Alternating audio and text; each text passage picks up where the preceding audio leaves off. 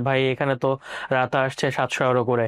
আমি তো ভাই ছোট ছোট ব্যবসায়ী মানুষজন, তো আমার তো এত টাকা পে করা পসিবল না 1 মাস পর পর হলেও।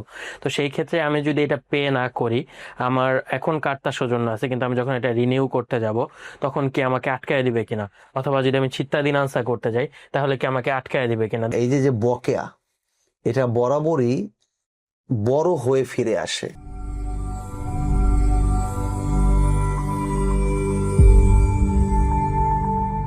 আসসালামু আলাইকুম ভাইয়া। আমরা তো বেশ অনেক মানুষের রত্নামাচ্ছন্ন করলাম এবার, এন্ড সবার বললে তিনি চলে আসছে, আমরা মোটামুটি সবাইকে বললে তিনি দিয়ে দিছে। তো আজকে আমাকে এক ভাই কল করলো, যার বললে তিনি আমরা সেন্ড করছি, সে আমাকে কল করে বললো যে ভাই এখানে তো রাত আসছে 700 € করে। আমি তো ভাই ছোট ছোট ব্যবসায়ী মানুষজন, তো আমার তো এত টাকা পে করা পসিবল না 1 মাস পর পর হলেও। তো সেই ক্ষেত্রে আমি যদি এটা পে না করি, আমার এখন কার্ডটা সৌজন্য আছে, কিন্তু আমি যখন এটা রিনিউ করতে যাব তখন কি আমাকে আটকায় দিবে কিনা, অথবা যদি আমি চিত্তাধীন আনসার করতে যাই তাহলে কি আমাকে আটকায় দিবে কিনা। দ্যাট মিনস বোঝা গেল যে উনি এটা পে করবে না।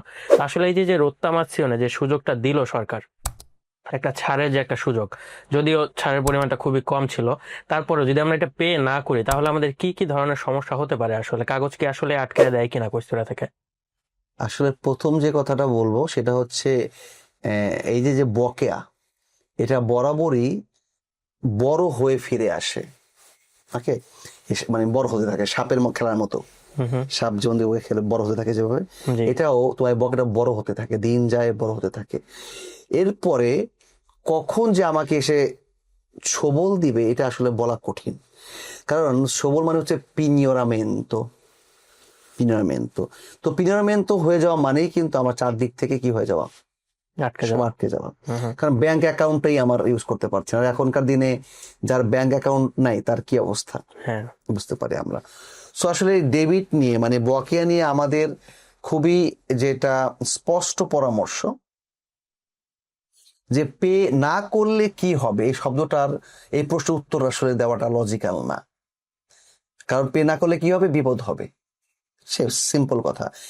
কিন্তু কত বড় বিপদ হতে পারে এবং কিভাবে আমি সেখান থেকে নিজেকে একটু বাইপাস করতে পারি, হুম। রাইট? জি। তো এই ক্ষেত্রে আমি যদি এক্সাম্পল দিই আমাদের একটা ক্লায়েন্টের, আমাদের একটা ভাই, সেই ভাইয়ের নাম আর বলছি না কারণ যেহেতু ডেবিট নেগেটিভ কথা যেহেতু, তো উনি অলরেডি 150.000 ইউরোর একটা ডেবিট নিয়ে উনি আছেন। ওনার একটা মিনি মেরকাতো আছে, ওনার নামে গাড়ি আছে, ওনার নামে বাড়ি নাই, কিন্তু আই মিন এই মানুষটা ঘরের প্রধান মানুষ, তার স্ত্রী সন্তান আছে, রাইট? তো এখন এই মানুষটা আবেগ থেকে বলছে আমি পে করতে চাই, হুম হুম। কিন্তু তার বিবেক কি বলছে পে করা সম্ভব কিনা। বাস্তবতাও তো মিল খাচ্ছে না আসলে। খাচ্ছে। তো চেন্তো সিনকোয়ান্তাকে কিস্তি করে দিতে গেলেও তো চেন্তো সেত্তান্ত হয়ে যাবে, তুমি শিওর থাকো। রাইট। কারণ ইন্টারেস্ট জি জি সানসিনো জি গুলো জি। থাকবে প্রত্যেকটা ইয়েতে, রাইট? জি। তো এই 170,000 ইউরো সে দিয়ে ইতালিতে স্বাভাবিক জীবনযাপন করতে পারবে? ইম্পসিবল।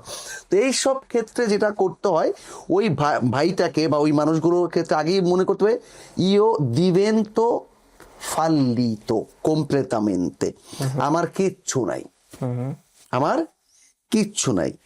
ওকে। যদি এরকম নিয়ত থাকে এবং তার বিকল্প তৈরি করা যায়, তার স্ত্রী বা সন্তানের নামে যদি আবার সবকিছু শুরু করা যায়, ব্যবসা ট্যাবসা, তাহলে ব্যাপারটা ঠিক আছে।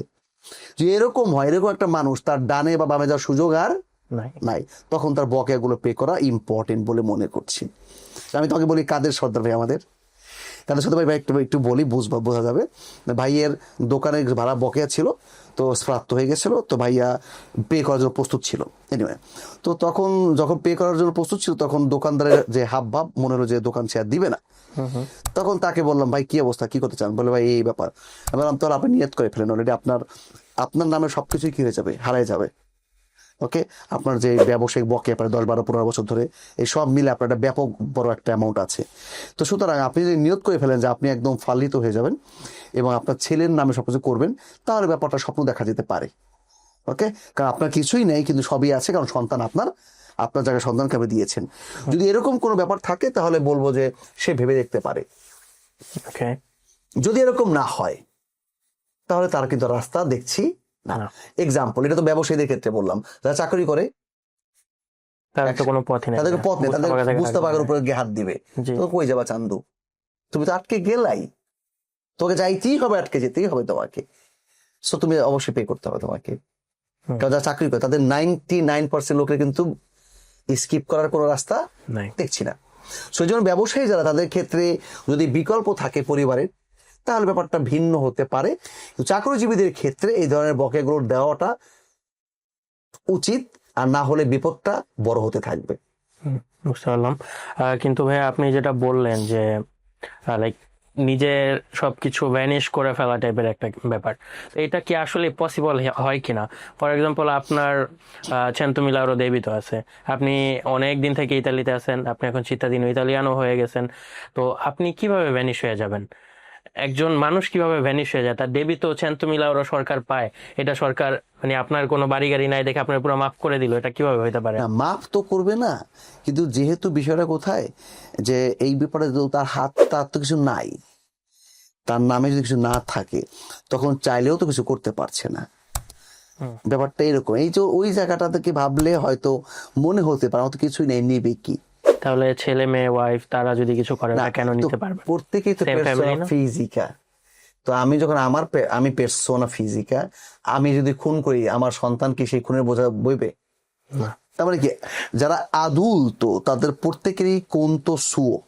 হুম। তো সেই জায়গা থেকে ব্যাপারটা হয়তো অতটা কঠিন নাও হতে পারে, কিন্তু লজিক্যালি বলবিতে থাকতে গেলে তো ডেফিনেটলি তার এইভাবে প্ল্যান করা উচিত যে ইতালির সরকারের সাথে আমার লেনদেনটা আমাকে ঠিক রাখতে হবে।